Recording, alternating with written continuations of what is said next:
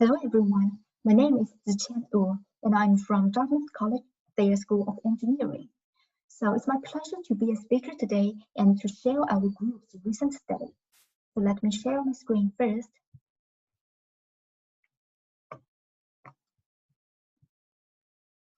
Well, the title of our study is Shape Effects of Plasmonic Gold Nanoparticles for Circulating Tumor DNA Screening. We all know that cancer has been among the leading causes of death around the world, and statistics show that in 2020, there will be more than 1.8 million new cases of cancer in the US, and in the world, this number goes even up to 15 million. And because of its high mortality, there will be more than 8 million of people die because of cancer in the world. Another truth about cancer is its very high cost. So the average diagnosis workup for cancer is around $3,000 to $5,000. And in the US, people have to spend $100 billion on cancer every year. However, the diagnosis of cancer has always been a big problem. Actually, the prognosis is very poor. Most cancers are diagnosed at an advanced stage. So about the diagnosis method, the current method is actually the clinical consultation and imaging. So to do this, doctors have to insert the biopsy needle into the patient's organs and tumors so that they can do the staining and imaging. So we know that this method is really invasive and expensive, and also the method requires extensive technical expertise, and it can take up to even a week before the results. The good news is that liquid biopsy provides new solutions for this. So instead of collecting patient samples at the tumor site, liquid biopsy actually can detect the biomarkers, which is the shed-off of the tumor into the peripheral fluid samples. So this method is non-invasive and it can provide insights of the molecular fluctuations in the tumor site. So this liquid biopsy method requires low blood volume. It is low cost, and the fabrication method is easy and simple and fast. So the liquid biopsy can be applied to many different areas like diagnostics, prognostics, predictive screening, monitoring, and like targeted therapy. And among all these different kinds of biomarkers for liquid biopsy, circulating tumor DNA, which is known as ctDNA, is of very significant interest because ctDNA has very short half-time, so that ctDNA can be very good indicator of genetic and epigenetic change. However, there are very few platforms of fast detection of ctDNA because usually the ctDNA platform requires the amplification of signal. So our prior study have already developed a nanoplasmonic ctDNA platform. So in this platform, we use gold nanorods as nanosensors so that we can do the fast detection of ctDNA. So a typical workflow of this platform is that we collect the patient samples which contain the biomarkers first, and then we do the conjugation of the nanorods on chip so that these gold nanorods can capture ctDNA. And upon binding of ctDNA, there will be peak shift so that we can detect the analyte. And finally, we can do the molecular analysis. And in this platform, the gold nanorods can be used as the nanosensors because they can generate a phenomenon, a very important phenomenon, which name is Localized Surface Plasma Resonance. So LSPR, this phenomenon is very important for sensing, nanoparticle sensing, because it is really associated with the very sensitive electromagnetic field around the nanoparticles. And also, it is also well studied that the geometries of the nanoparticles can really make a difference to their plasmonic properties. So in this study, we are also very interested in using different geometries of the gold nanoparticles to do the ctDNA screening. So here is the aim and workflow of our study. So we aim to design, simulate, and experimentally characterize the effects of gold nanoparticle geometry on plasmonic nanosensing performance. So to do this, we studied first from the synthesis of gold nanoparticles. So we fabricated 3 different geometries. They are nanospheres, nanorods, and nanobipyramids.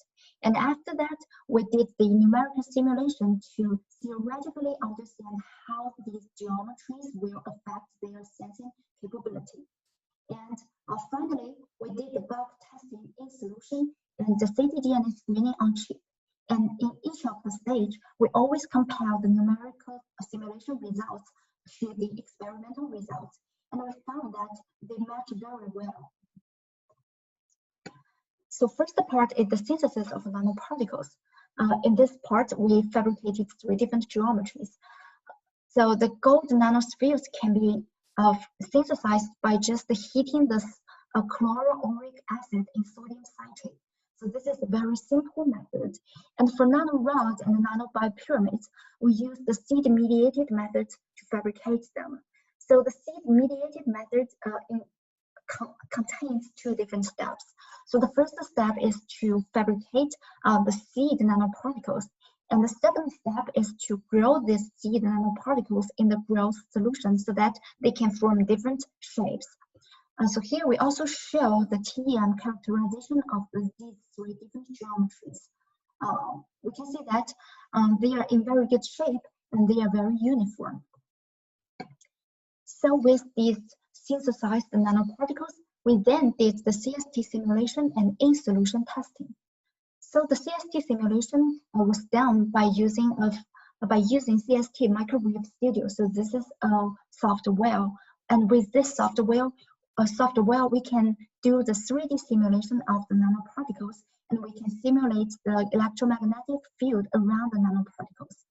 And to do this, we first drew the 3 different geometries according to our synthesized ones.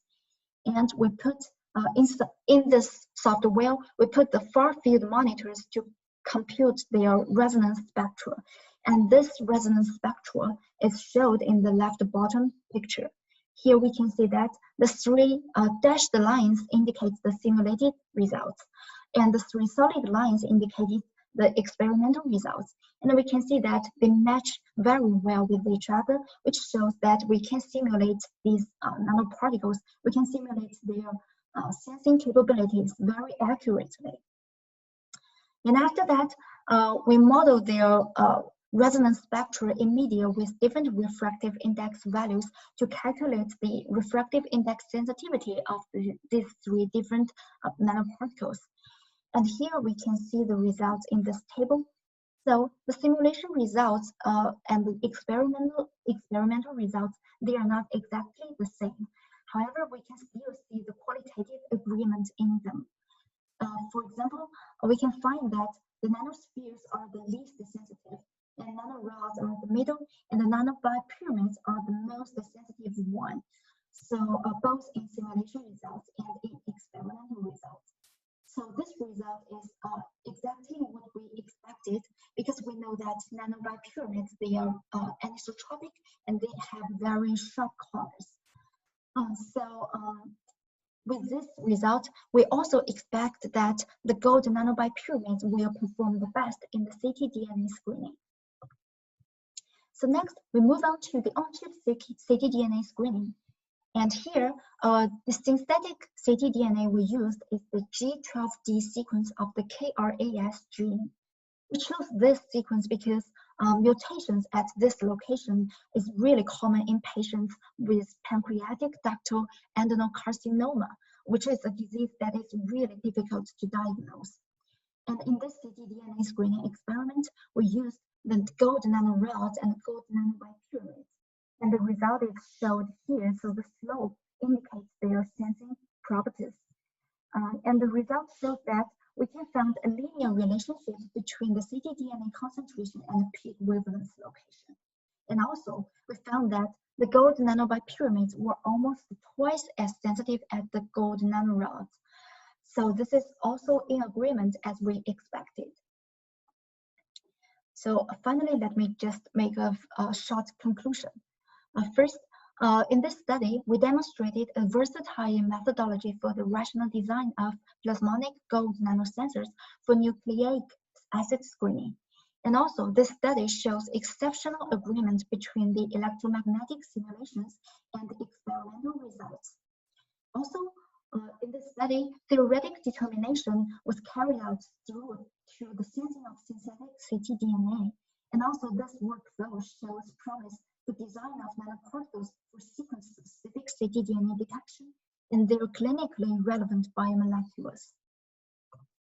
So thank you very much. And also, I would like to thank all my colleagues. So they are lab members from Zhang Research Group from Dartmouth College. And also, I would like to thank Sony for their collaboration in this study. And thank you very much for watching my presentation. So next will be the QA session.